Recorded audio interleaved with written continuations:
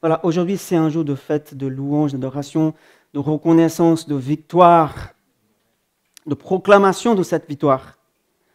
Comme nous dit la parole, les cieux sont faits aujourd'hui parce qu'un jour, il y a plus de 2000 ans, il y a eu cette victoire sur la croix, sur la mort, sur l'ennemi. Et tous les êtres célestes louent le Seigneur avec l'Église qui est ici sur terre. Ils sont avec nous pour louer et adorer celui qui est assis sur le trône. Voilà, c'est vrai, aujourd'hui c'est un jour de fête, de louange, d'adoration. Mais hier c'était quoi? Hier c'était samedi. N'est-ce pas? C'était samedi hier. Et on se souvient qu'il y a un samedi comme celui-là de l'époque, ce n'était pas encore la fête. Ce n'était pas encore la célébration. Et on lit dans la parole dans Jean, chapitre 20, verset 19, pour commencer, Jean 20, 19. Il dit ceci. Ce même dimanche, dans la soirée, les disciples étaient dans une maison dont ils avaient verrouillé les portes parce qu'ils avaient peur des Juifs. Jésus vint, il se trouva là, au milieu d'eux. Il leur dit, que la paix soit avec vous. Je vous avoue une chose, le thème ce matin qui a été conduit par Jackie, c'était la paix. Vous avez bien compris ça? Il a même employé plusieurs fois ce mot paix.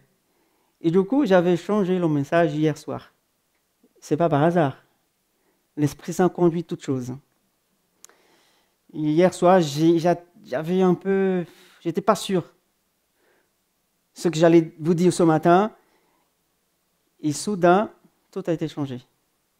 C'est ça qu'on va partager, même si c'est simple. Mais c'est ça. Alors, c'était quelques minutes que j'avais tout de suite changé tout le message. C'est un nouveau message ce matin. Que la paix soit avec vous. Jésus leur avait dit, et Jésus continue de nous dire toujours, et aujourd'hui même, et demain sera pareil. Mais hier, c'était samedi.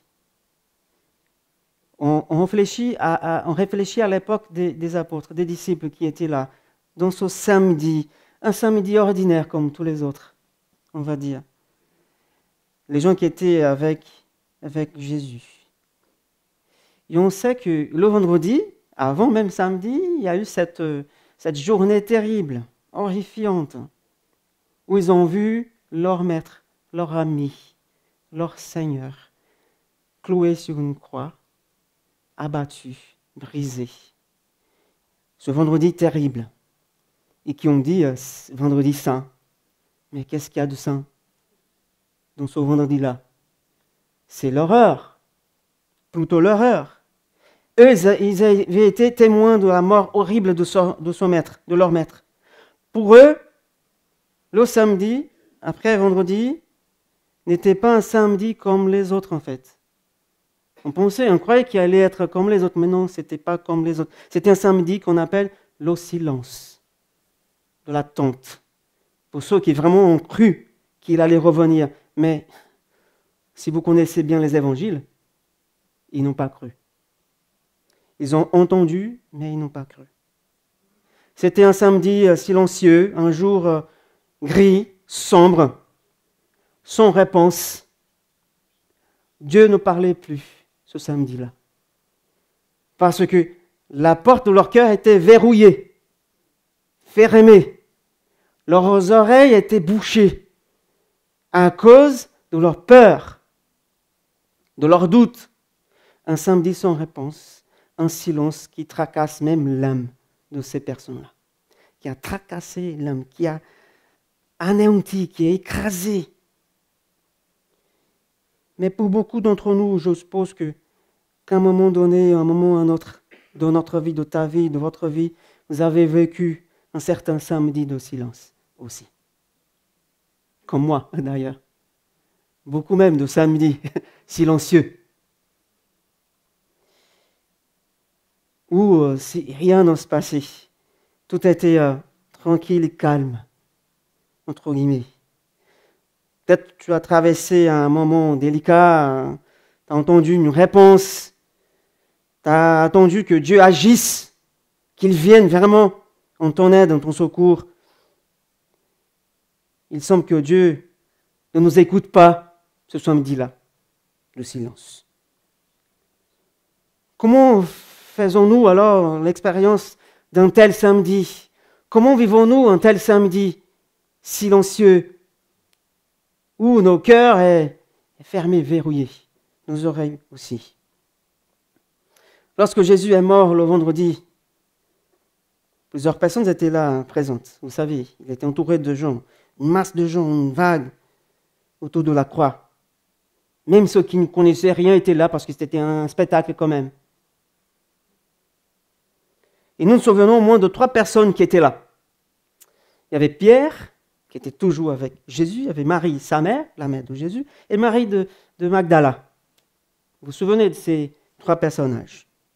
Et je me demande comment eux, ces 3 personnes-là, ces 3 personnes réelles et ordinaires comme toi et moi, ont pu vivre ça, ont pu vivre ça. Parce qu'ils ont vu leur Seigneur, leur Maître, cloué sur la croix, en train de mourir, de s'évanouir sur cette croix-là, cette croix maudite. Eux, ils ont vécu ce samedi-là, après ce vendredi terrible. Ils ont vécu le samedi en attendant le dimanche. Qu'est-ce qui va arriver le dimanche? Aujourd'hui, c'est le sabbat ou le Shabbat. On ne peut rien faire. On reste là. Mais dans leur cœur, il y avait quelque chose. Alors on voit Pierre. On pense à lui, cet homme. Alors je me demande comment il s'est réveillé ce dimanche-là. Dès que le soleil se levait, qu'est-ce qu'il a pensé? Comment? Est-ce qu'il a dormi? Est-ce qu'il a bien dormi la nuit? Samedi silencieux, terrible, angoissant. Il se réveille, on ne sait même pas s'il arrive à s'endormir. On ne sait pas. Mais quand il se réveille, de quoi se souvient-il? Qu'est-ce qu'il y avait dans sa tête? Qu'est-ce qu'il pensait après ces 3 jours terribles, depuis jeudi? Il s'est peut-être souvenu de Jésus sur la croix. C'était hier, par exemple. Il voyait l'agonie de Jésus. Mais je pense que Pierre s'est souvenu aussi du moment qu'il a trahi Jésus, qu'il a renié son maître. Je pense que ça travaille dans son cœur encore. Il a dû se souvenir qu'il a essayé même de dire à Jésus, non, Jésus, ne fais pas ça. Tu ne peux pas aller à la croix. Non, reste tranquille dans ton coin, on va être avec toi. Et après, il entend Jésus en disant, arrière, Satan. On a déjà parlé de ça. Je pense qu'il se souvient de tout ça. Et après, il a dit, non, Seigneur, je vais avec toi jusqu'à la mort.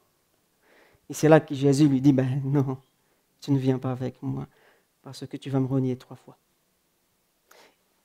Il y a ça dans la tête de Pierre, tout ce qu'il a vécu, tout ce qu'il a dit, ce qu'il a fait, ce qu'il a pensé. Mais comment Pierre s'est-il réveillé ce samedi, ce dimanche-là? Comment a-t-il vécu ce samedi silencieux? On sait qu'il y avait des gens dans la rue comme tous les jours. Les choses continuaient. Ceux qui ne suivaient pas Jésus, tant pis, la vie continue. Ils marchaient à droite, à gauche, ils faisaient du commerce, ils continuaient d'aller à l'école, les enfants. Les familles toujours en train de faire le repas, ils mangeaient ensemble. Tout allait à la normale pour certains. Mais les gens ne savaient pas qu'il y avait quelque chose qui va se passer ce dimanche-là. Mais lui, Pierre, au moment le plus difficile de sa vie, il a trahi le Sauveur. Et quand il pense à ça, j'imagine la douleur qu'il ressent. Alors ce samedi-là, comment il a vécu ce samedi? Alors qu'il avait ce poids dans son cœur, ce poids terrible de porter. Et alors rien ne se passe ce samedi-là. Pierre est en silence. Il n'y avait personne à qui parler, il était seul, angoissé. Les gens étaient chacun dans leur maison, ils faisaient leur affaire, voilà. Deuxièmement, on voit Marie, la mère de Jésus, cette femme incroyable. Comment s'est-elle réveillée ce samedi-là, après le vendredi terrible? Alors c'était son fils de chair, qu'elle a enlevé avec son mari Joseph. Imaginez Marie, cette mère qui a perdu son fils, son enfant. Est-ce qu'elle se lève le matin pour préparer le petit déj comme d'habitude, pour faire la vaisselle? Comme pas toutes les femmes, mais il y a des maris qui aussi font la vaisselle. Hein. Je sais bien, comme vous d'ailleurs. Amen. Est-ce que Marie se réveille pour faire ça, ce samedi silencieux? Je ne pense pas. Ah non, il y avait d'autres choses plus importantes à faire.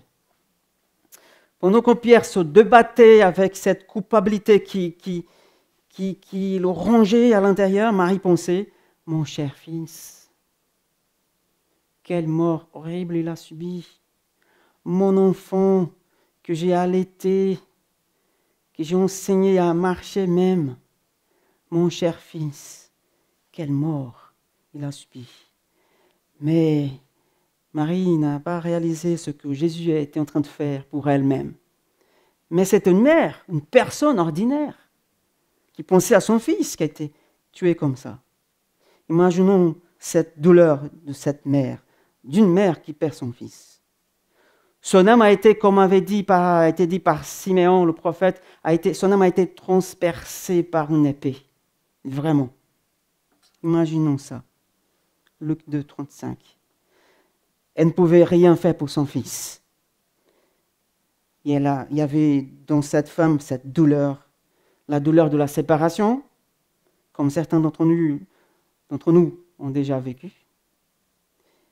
Voilà, nous voyons cette mère endeuillée.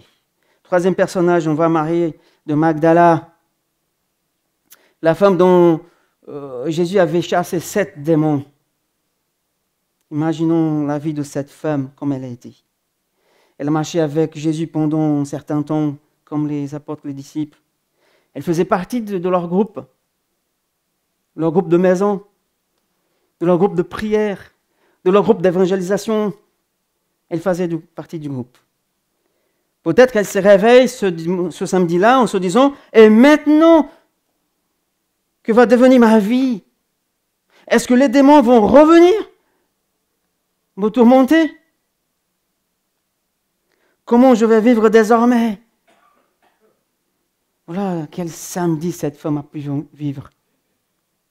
Le silence, la peur que tout revienne sur sa vie. C'était un samedi silencieux, oui. Mais à l'intérieur de ces personnes-là, il y avait de bruit. Il y avait de la douleur, de la perte, de la culpabilité, de la peur. Il y avait du bruit. Malgré le silence apparent, il y avait du bruit dans leur âme. Les samedis silencieux font mal à nous tous. Ce samedi où on n'entend rien, on se sent seul, abandonné. On a l'impression qu'on prie, mais c'est des paroles qui partent en l'air. Il y a un grand bruit à l'intérieur de nous, parfois. Le bruit aussi de la culpabilité, on se sent coupable. Le bruit de l'insécurité, on a peur de l'avenir, comme Marie de Magdala. Il y a le bruit de la douleur, de la nostalgie, de l'absence des choses. La question est la suivante, comment il fait face à ces gens de samedi, à ces gens de moments où on doute? Comment il fait face? Nous avons tous un moment ou un autre dans notre vie connu un jour comme celui-ci. Un mois comme celui-ci, une année comme celle-ci, une vie déjà comme celle-ci où rien ne se passe. On attend toujours quelque chose et on est là. Mais il y a du bruit, ça travaille. Nous prions, vous priez, je prie, et rien ne se passe. En fait, les gens viennent nous voir et tapent nos dos pour nous dire simplement « Tout va s'arranger, t'inquiète pas ». Ce n'est pas suffisant des paroles comme ça. Parfois, non. Mais rien ne se passe, même si les gens nous disent « Tout va s'arranger ». C'est un samedi sombre. C'est un jour sombre. Et long, parfois. Et long. Comment vivons-nous un tel jour de silence? Et la réponse qui, pour moi, c'est très simple et que la parole nous dit assez souvent, même, bien sûr, Jésus, c'est lui qui nous apporte cette réponse. Comment nous pouvons vivre dans tel jour, sombre et silencieux, dans une époque silencieuse, en se souvenant toujours et toujours des promesses de Jésus. De toutes ces promesses qu'il nous a faites. Et Jésus, bien sûr, c'était lui qui nous parlait que de ça, de promesses. Il avait déjà dit à ces gens-là, qu'est-ce qui allait arriver le troisième jour? Combien de fois il a répété, je reviendrai le troisième jour. Je sais, le vendredi va venir, c'est terrible, mais il faut que je boive cette coupe-là.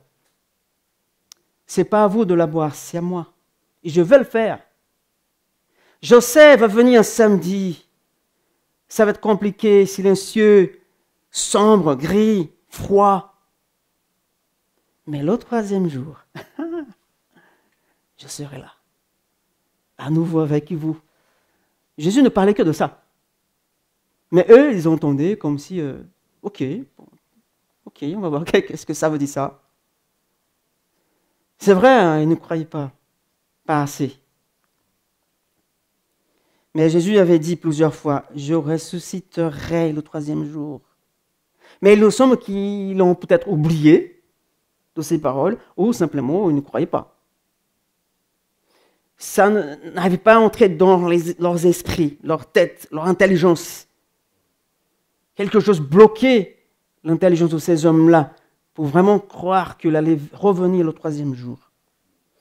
Alors, notre douleur, mes amis, notre angoisse, notre culpabilité est donc amplifiée lorsqu'on oublie les promesses de Dieu. Vous avez compris ça? Tout ce qui nous ronge à l'intérieur est amplifié lorsqu'on oublie les promesses de Dieu. Ça augmente l'intensité, simplement. Ça devient une bombe atomique quand on oublie ce que Jésus m'avait dit à moi en lisant sa parole. Parce que toutes ces promesses sont écrites pour nous aujourd'hui. On a plus de chance que les disciples de l'époque de croire. Parce que tout est écrit, tout est révélé, tout est annoncé depuis des années, des milliers et milliers d'années. Voilà, si on reste dans l'oubli, tout est amplifié dans ma vie. Tout est amplifié parce que nous oublions ce que nous avons entendu ou parce que simplement on ne croit pas ce que nous avons entendu. On vient ici tous les dimanches, on se rencontre une fois par semaine, on étudie la Bible tous les jours, on lit au moins tous les jours la Bible. Mais est-ce que les promesses, elles prennent racine dans mon cœur? Est-ce que les paroles de Dieu prennent vraiment racine dans mon cœur? Pour que je puisse être ferme, comme du fer, comme du bronze. Et n'importe quelle tempête dans la vie, ça ne va pas me bouger. Parce que les paroles que je lis, les promesses que je le crois, elles m'enracinent. Elles me font un homme, une femme ferme en Dieu. Amen. Jésus a dit, je ressusciterai le troisième jour. Et on dit Amen. Il est ressuscité. Et comme on dit, vraiment ressuscité. C'est ça qu'on dit ici, en France. Il est ressuscité, il est vraiment ressuscité. Alléluia. Mais dans les mauvais jours, mes amis, si on n'est pas enraciné dans les promesses de Dieu, dans la parole de Dieu, tous ces mots-là, ces vérités disparaissent. Et la peur s'amplifie dans mon cœur, augmente. Mais le silence du samedi a été brisé par la résurrection du dimanche. Plus de silence, il est là. Même si on traverse encore, il y a encore des samedis silencieux, mais il est là. Il sera là toujours et pour l'éternité. Et là, on voit dans le passage qu'on a lu, simplement au verset 19, les disciples étaient réunis, on avait lu. Ils étaient ensemble dans la communion de l'Église pour s'aider mutuellement, pour se fortifier, renforcer ensemble. Mais ils avaient verrouillé la porte. Bah oui, ils étaient des hommes normaux comme nous. Ils avaient peur des autorités, des chefs juifs qui allaient tuer aussi tous ceux qui suivent Jésus ou mettre en prison. La Bible dit qu'ils avaient peur de ces hommes-là, des chefs juifs qui n'ont pas cru en Jésus. Parce que simplement, ils étaient des amis de Jésus. Alors, c'est dangereux d'être ami de Jésus. C'est très dangereux. Ils se sont enfermés dans une pièce, dans cette maison. Et c'est toujours une bonne chose d'être ensemble, n'est-ce pas? Pour partager nos angoisses, nos doutes, nos peurs, nos joies aussi. Comme on disait vendredi dernier, le biblique qu'on fait dans le livre de Job, réjouissez-vous avec ceux qui se réjouissent et pleurez avec ceux qui pleurent. On est ensemble pour ça, dans la joie et dans le chagrin, dans l'allégresse et dans la tristesse. Tout ça fait partie du paquet de la communion fraternelle de l'Église. Ils étaient là, ils pleuraient peut-être, ils s'inquiétaient ensemble. Ils essayaient de faire un plan. Qu'est-ce qu'on fait maintenant? On part d'ici, on reste, qu'est-ce qu'on fait? On attend dimanche, on ne sait pas qu'est-ce que ça va s'y passer dimanche. Ils étaient là enfermés. Et c'est dans ce contexte-là que Jésus apparaît, au milieu d'eux. Mais là, c'est un dimanche. Ils n'avaient pas bien dormi le samedi, mais là, ils s'est réunis le dimanche. Un dimanche qu'on n'appelle plus comme samedi silencieux, mais un dimanche glorieux, de révélation. Imaginez la scène, ce moment-là incroyable, où ils s'y sont réunis, angoissés, avec cette peur qui dépassait leur intelligence, et soudain, le Seigneur ne frappe même pas la porte. Il traverse les murs. En chair et en os, hein, parce qu'il a mangé là avec eux, pour prouver qu'il était bien réel. Il entre dans la pièce. Il est au milieu d'eux. Et maintenant, il voit leur maître ressuscité. Imaginez cette scène. Il n'avait plus de limite pour Jésus. Il est là. Vous voyez, ils avaient souffert le samedi en silence et maintenant, le dimanche arrive. Ils ne sont même pas rendus compte que Jésus était ressuscité, mais ils le voient de leurs yeux. Et nous lisons, Jésus vint, se trouva là, au milieu d'eux, il leur a dit, que la paix soit avec vous. Que la paix soit avec vous. Regardez cette phrase. Que voulait dire Jésus avec cette simple phrase? En arrivant comme ça, c'est la première chose qu'il dit aux disciples en arrivant. Et, mes frères et sœurs, que la paix soit avec vous. À ce moment-là, Jésus n'a pas dit à Pierre, parce que Jésus savait l'état du corps de Pierre. Pierre, c'est bon, ça y est, hein, on est bien entre nous, on t'a pardonné, t'inquiète pas. Je me souviens, 3 fois, t'as fait ça. Mais non, il n'a pas dit ça. Il n'a pas dit à Marie, maman, je suis là, t'inquiète pas. Touche-moi, prends-moi dans tes bras. Il n'a pas dit à Marie de Magdala, Marie, t'inquiète pas, les démons ne reviendront plus. Il n'a pas parlé de ça à ce moment-là. Il a dit simplement que la paix soit avec vous. Parce que Jésus, il connaît l'état de notre cœur. Même avant qu'on dise quoi que ce soit, il connaît ton état. Il connaît tes doutes, tes peurs. Il a dit simplement que la paix soit avec vous, mes frères et sœurs, mes enfants. Il a dit parce qu'il connaissait l'état de leur cœur. Et Jésus, il sait que le silence peut provoquer de l'anxiété, de l'insécurité. Le silence peut provoquer ce bruit-là, le manque de paix. C'est pour ça qu'il annonce la paix d'abord. C'est par là qu'on doit commencer notre vie avec Jésus, la paix.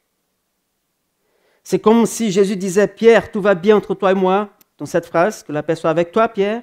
Marie, tout ira bien, ne t'inquiète pas pour demain, vis aujourd'hui, que la paix soit avec toi. Avec sa mère, il disait, maman, tout va bien, je suis là. Que la paix soit avec toi, qu'elle remplisse ton cœur. Et je serai là pour toujours. Savez-vous pourquoi Jésus a dit simplement cette phrase? Parce qu'il est ressuscité, simplement. Il est vraiment ressuscité. Parce qu'il sait l'angoisse qu'il traversait. Aussi silencieux, triste et inquiétant qu'il soit le samedi de nos vies, le fait que Jésus, mes amis, soit ressuscité, elle nous apporte toujours l'espérance de l'avenir. C'est ce qu'il veut dire ici, dans cette phrase. La paix, cette paix qui est liée à la relation entre moi et Dieu, qui a été brisée par le péché, qui m'a éloigné de Dieu. Et maintenant, Jésus me dit à moi que ma paix soit avec toi, Jésus, cette paix qui me relie à Dieu. C'est pour cela que Jésus est mort sur la croix, pour que tout aille bien entre moi et Dieu, simplement. Comme dit Paul dans Romains 5:1, ainsi nous avons la paix avec Dieu par l'intermédiaire de notre Seigneur Jésus-Christ, qui est mort et est ressuscité au 3e jour. Si je crois en lui comme mon sauveur, tout ira bien, malgré les samedis silencieux. Les péchés sont pardonnés, ma vie est justifiée, je suis régénéré maintenant, je suis avec lui. La paix, encore. Jésus, ici, il parle de direction. Je sais où je dois y aller. Jésus a promis même d'être avec moi tous les jours. Alors j'ai la paix parce qu'il m'a promis ça. Pour Marie de Magdala, maintenant elle est sûre qu'elle n'est pas toute seule. Elle a de nouveau quelqu'un avec qui marcher parce qu'il est vivant. Celui qui a chassé ces 7 démons, il est vivant. Marie de Magdala peut être en paix. Elle peut continuer de marcher avec son maître, son ami. Il est allé trouver Marie, sa mère, pour lui dire, je te donne ma paix, ma mère. Je te donne cette paix que tu peux maintenant dormir tranquille. Repose ton âme, sois tranquille. Je suis là, je suis vivant. Vous savez, on parle beaucoup de Job, en ce moment. Job aussi, il a traversé un samedi compliqué. Un samedi silencieux, où il n'a pas eu d'aide de ses amis. Il était plutôt écrasé par ses amis. Mais c'était un samedi sombre pour Job, cette épreuve qu'il a vécue. Le silence. Il attendait toujours la réponse de Dieu. Pourquoi, Seigneur? Pourquoi, Éternel? Je dois subir ça. Et lui, il était dans ce brouillard. Mais même là, ce samedi terrible que Job a traversé, il a pu déclarer dans le chapitre 19, verset 25, pour ma part, comme il était déjà dit par Jackie, je sais que celui qui me rachète est vivant et qui se lèvera. Job a prophétisé ce qui allait arriver des milliers d'années plus tard. Je peux me reposer malgré le samedi compliqué, sombre. Parce que je sais, Job a déclaré. Est-ce que vous savez? Est-ce que tu sais qu'il est vivant? Vraiment vivant. Alors on peut déclarer comme Job. Pour ma part, Joël, je sais que celui qui m'a racheté, qui est mort pour moi, qui est ressuscité le 3e jour, est vivant. Et il sera là pour moi toujours. Et comme il a promis, comme dit dans Hébreu, qu'il est assis à la droite de Dieu, il intercède pour moi. C'est rassurant, mes amis. On n'est pas seul, malgré les samedis sombres et silencieux. Chers frères, chers sœurs, je ne sais pas, si tu as ce genre de samedi-là, toujours silencieux, et combien ça dure, un jour, un mois, un an. Un an, Joël, ça fait longtemps. Oui, mais je te dis, le dimanche est enfin arrivé. Le dimanche glorieux est là. Il sera là pour toujours. On se souviendra pour toujours, jusqu'à l'éternité. Et un jour, nous allons regarder en face notre Seigneur et dire, oui, Jésus, le samedi là, c'était compliqué, mais alléluia, que tu es vivant, que tu es vraiment ressuscité.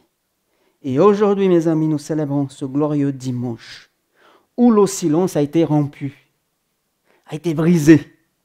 Ce dimanche-là, pour les disciples, ce qui semblait impossible a été détruit. Et aujourd'hui, on célèbre encore. Le pouvoir de la mort a été anéanti. Alléluia.